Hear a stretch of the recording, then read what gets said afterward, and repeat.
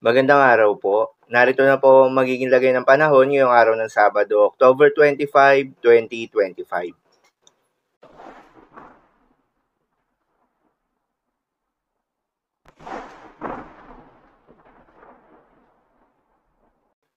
Sa kasalukuyan na tayo sa pag-asa, patuloy na umiiral itong Intertropical Convergence Zone o ITCZ o yung banggaan ng hangin mula Northern at Southern Hemisphere at nakakaapekto sa may Palawan, Visayas at Mindanao. Dahil dito ay asahan yung maulap na kalangitan na may kalat-kalat ng mga pagulan at thunderstorms. Shearline naman o yung banggaan ng malamig at mainit na hangin ang nakakaapekto sa may extreme northern Luzon. Dahil dito ay asahan rin yung maulap na kalangitan na may kalat-kalat ng mga pagulan at thunderstorms. Habang easterlies o yung mainit na hangin na nanggagaling sa may karagatang Pasipiko ang nakakaapekto sa may eastern section ng Luzon. Dahil dito ay asahan rin yung maulap na kalangitan na may kalat-kalat ng mga pagulan at thunderstorms. Sa nalalabing bahagi naman ng ating bansa kasama ng Metro Manila, ay asahan naman yung bahagyang maulap hanggang sa maulap na kalangitan na may kalat-kalat ng mga pagulan o thunderstorms na dulot ng mga localized thunderstorms. Magandang balita naman dahil ayon sa pag-asa ay wala tayong binabantayan na low pressure area o bagyo sa loob o malapit sa Philippine Area of Responsibility na maring makaapekto sa ating bansa. Para naman sa magiging lagay ng panahon ngayong araw ng Sabado, dahil nga sa epekto nitong Intertropical Convergence Zone, asahan sa Mindanao, Negros Island Region at Palawan, ang maulap na kalangitan na may kalat-kalat na mga pagulan at thunderstorms. Posible ang mga pagbaha o pagguho ng lupa, due to moderate to at times heavy rains. Habang sa Batanes at Babuyan Islands ay asahan rin yung maulap na kalangitan na may kalat-kalat na mga pagulan at thunderstorms na dulot naman ng shearline.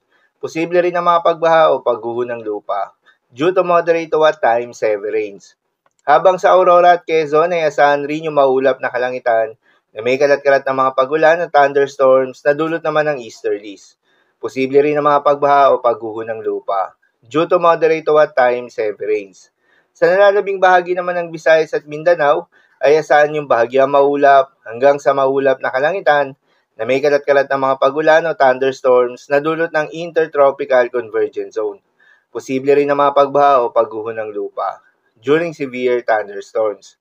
At sa Metro Manila at nalalabing bahagi pa ng Luzon ay asahan rin yung bahagyang maulap hanggang sa maulap na kalangitan na may kalat-kalat na mga pagulan o thunderstorms na dulot ng easterlies.